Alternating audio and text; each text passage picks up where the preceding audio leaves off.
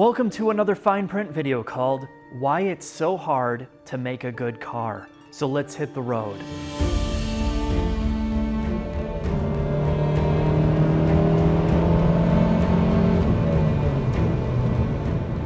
Now there's certain things that manufacturers will not talk about. They can't say, and they can't say it because of internal policies, public relations, all of that. And that is, customers want everything for nothing. That's just the way we are, namely in the United States. We want Ferrari prestige with McLaren engineering and composites, packaged into a minivan-like utility type interior with an SUV body and a Honda Civic fuel economy range. And we want it all for like $20,000. And it's just not possible. And it will never be possible. And all we do is complain about it. We make a million reasons why we don't want something, what we want, and then most of the time we don't buy it anyway. So manufacturers are always trying to figure out how the hell to get people to buy cars, what they want. So it's much like us as consumers. You know, most of us don't have unlimited money. And if you've ever been that person to go online and shop, and you start adding all this stuff to the cart that you want.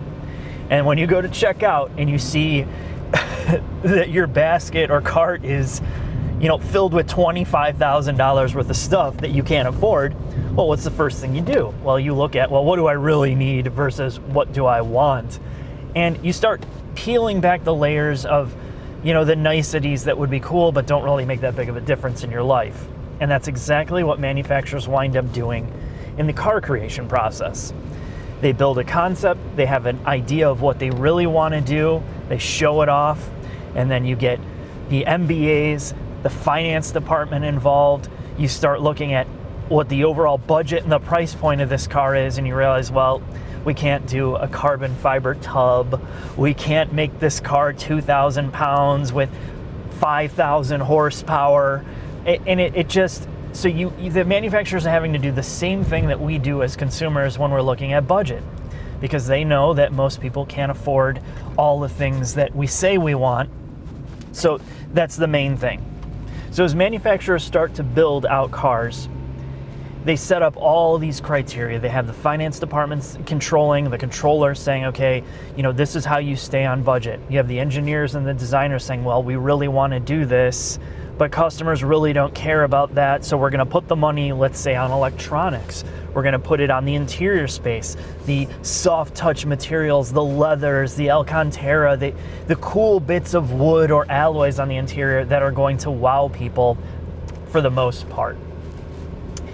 And then they start taking away things from the body structure. Well, people don't really need the best handling ever, so they will go and start to reduce the amount of cost in the suspension design. And this Civic, even though it's from 1998, in the model year 2001, Honda said, well, the biggest complaint about this specific car was there's not enough back seat room. It's too much of a small cabin. Well, how do we improve that? Well, they strip out double wishbone suspension in the front and go to struts for packaging, and then they redo the rear suspension and make the floor flat. So the overall interior space is now better, but you have a much less refined driving experience. It doesn't handle as well. And we're still doing this. We've been doing this for the longest period of time from a car manufacturing perspective. Again, it's about taking away things from the places that people won't particularly notice, the mainstream buying public, and putting it in the places that they will or they complain about. Now on to the next one, and this is a biggie. Government regulations. Depends on what country you're in, how strict the rules and regulations are that are placed on the manufacturers, either for safety standards, crash standards, fuel economy, and of course emissions. And when you add all of this in, it changes the game. It changes everything with the way that you design a car. Now, most of us will agree we don't want to die in a collision. We want to get from point A to point B safely, of course. And this has been a huge driver, and it keeps getting better and better. And that's not such a bad thing, but it does it does make modern car design much more difficult. You look at the weird front ends, the weird body lines, the fact that the amount of glass is disappearing in cars where you can't see out of it that easy. This is all because, and mostly, crash regulations. To meet the ever-increasing standards and battery of tests, well, you have to increase the rigidity of the body. You have to have better materials for crumpling and all that. And it does change the way that the cars look, the way that you can design them, and your design flexibility if you're manufacturing it in volume. So that's one major issue. The second problem is fuel economy and emission standards. And I think we'll all agree there's millions of cars sold every year. And if there weren't any regulations on this type of thing, the manufacturers would take the easy way. They'd take what the customer wants, and we'd have, again, massive horsepower in every single car. You would have cars spewing out toxic emissions because it's easier to just have a car that you don't have to include all these advanced emissions control systems and electronics in, but we do have to have them. And the difficult part is it's become far more advanced over the past 10 years with the advent of electronic controls of everything. ECUs are quicker. They can do different things with a variable valve timing in direct injection, and now port and direct injection, and just all the things that modern manufacturers are doing in terms of emissions and fuel economy control, and all still trying to give customers what they want in terms of power output, performance, and all of that.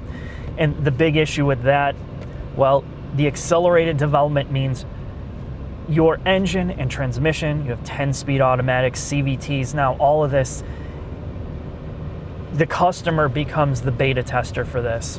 Whether it works or not, it's got to be there because this is the only way manufacturers can meet these numbers. So you're getting engine design that is insanely complicated to fix when something goes wrong.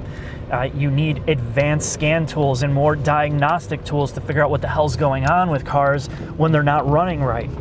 And this is a byproduct of manufacturers having to meet a lot of these regulations. And I don't think that they really want to do it. They just have to do it, and they have to come up with creative ways to try to meet these numbers.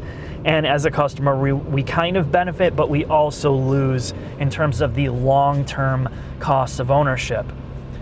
Now the next one is back on the manufacturers, and that is big business, or business 101. You have thousands of employees, you have KPIs, you have all of these things in terms of trying to make a profit. And I'm going to tell you one thing, it's much more difficult in the modern world for manufacturers to do that.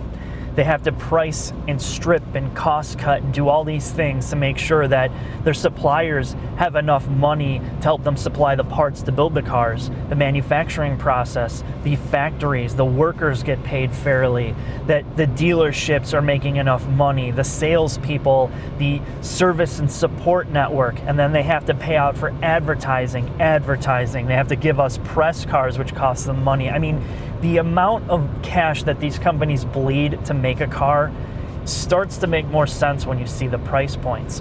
So how do they make the money? Well, it's optimizing plant flow, it's optimizing engineering, and that's why you see companies like Toyota and VW and a lot of these companies, they have these global architectures that they take one design, one plan that is set out years in advance, and they try their best to make sure that all of their engines can be designed and manufactured in the same assembly flow, that multiple models are built on the same chassis and they can go all through the same factory, or they have the scalability or flexibility to make multiple cars in one place off of all of these common components. And as you start to see how it's done, it makes a lot more sense that things are becoming a lot more efficient and a lot more simple, but also much more generic. And you're starting to lose a lot of the soul and design because this is the only way they can make money. And a big hot button issue right now is like the Toyota Supra. You know, they've been talking about this for years. It's an iconic Toyota sports car. And the truth is the only way that Toyota could afford to manufacture something like this, because they had a huge plan for TNGA which is their global architecture and their engine development, a sports car was not a part of this multi-billion-dollar process. So the only way that they could really design something out of the box was to collaborate with another manufacturer. And that's why you see BMW heavily designed, or heavily a part of the design, the parts, the suspension, the engine, the drivetrain, or all the other suppliers involved with that, and then it's made in a non-Toyota factory.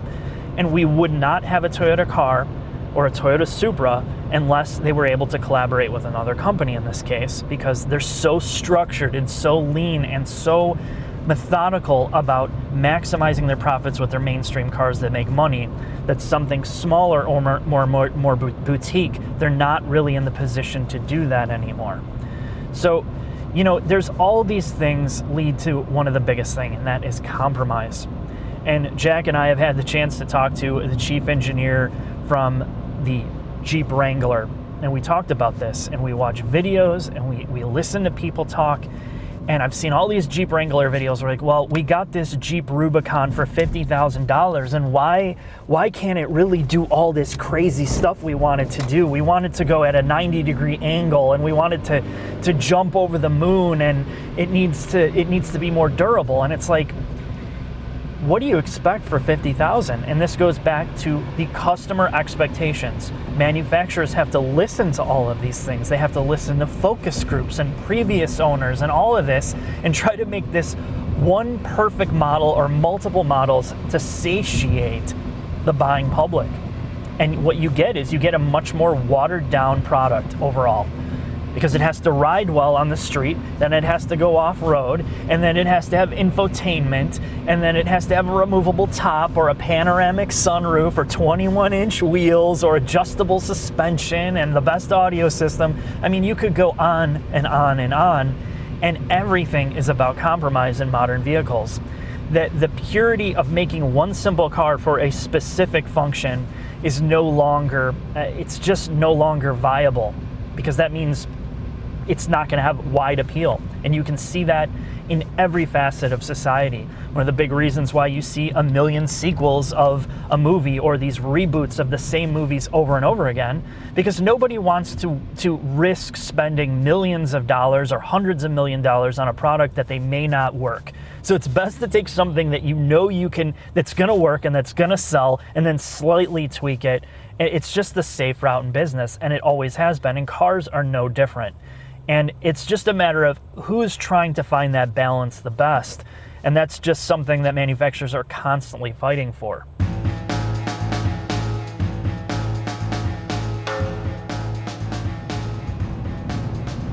One of the last things to talk about, and this is a big deal, is in this quest to get as many sales as possible, is you water down a product to irrelevancy.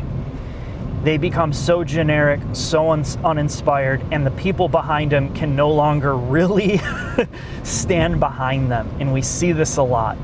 When you have so many products that are based on the same thing, the only thing you're doing to differentiate them is throwing gimmicks at them. And we see this a lot with the feature set that is getting piled in. How can we try to push a car that is really no different than it was 10 years ago?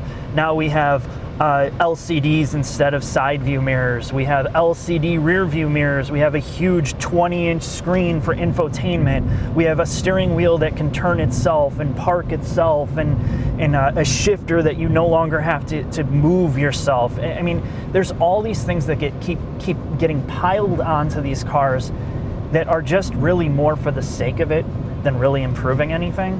And I think the worst part is there's certain companies that are so obsessed with the quantity over quality aspect that you look at their car lineup and it's like going to certain breakfast restaurants. They have 600 things on the menu, and then there's like 5 things that are good. I mean, really, legitimately, and this happens a lot. And some of it is the culture. People want so many options. They prefer having all of this at a cheap price than something that was a little bit more expensive and better built. And I think this is going to become a bigger issue for certain companies going forward if they can't rebalance their approach and just focus on what they're really good at. And you're kind of starting to see that. Focus on the things that you're really good at, and have the multiple vehicles that are a little bit more focused than trying to be all over the place. And, you know, and that's one of the reasons why you don't have a lot of good vehicles. They're still trying to test. They're still trying to find that perfect balance again with the compromise. And it's hurting a lot of products more than it's helping it. That's it for this video. Hopefully that was a different take on things, and I'll see you the next time. This savage geese, I hate him, I hate him. I'm gonna show you how to get back at him on Yelp and all that other stuff.